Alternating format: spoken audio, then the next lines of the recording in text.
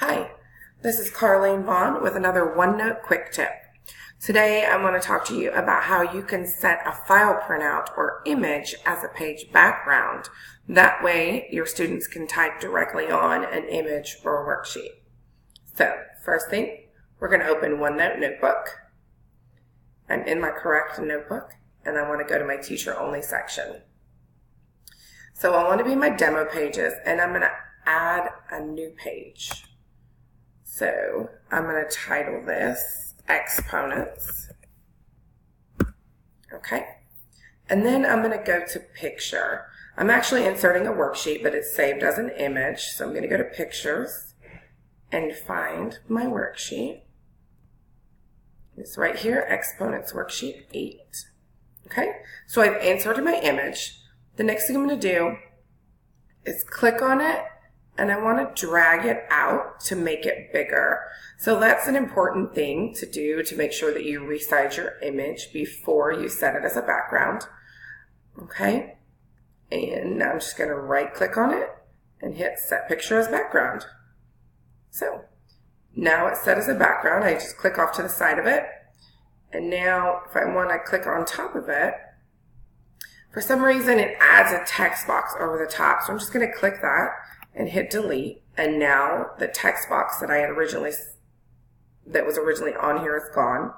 And now I can click anywhere in the worksheet, okay? And so what you really want to do is do all this beforehand, so when you distribute to students, they don't have to mess with any of that. They can just type on the worksheet. For example, the answer to this problem is 0. So we can just type 0, and there you have it. And now if they wanted to answer the next question, you can see my cursor moving around. They can type anywhere on this worksheet. Now let's say, for example, you did something wrong or if you got to resize it before you set it as a page background. So what you can do is just right click on the image, and you don't see a little box pop up or anything around here, but when you right click, you see you still have that set picture as background option with a checkbox on it. You can just uncheck that if you need to.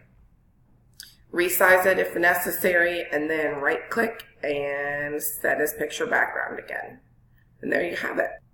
That is how you set an image or file printout as a background. Now, I'd like to show you one more time, only this time I'm going to show you how to use a diagram. So I'm going to add a page, and I'm going to title it Cells. And then I'm going to insert, this time instead of doing a picture, I'm going to insert a file printout, and I'm going to use that when I'm trying to use a PDF or a Word document. So I know the file I'm looking for is in my Downloads folder, and it is a Cells Practice Worksheet. So the benefit of using the file printout is that it doesn't just give you the little download icon like you would expect.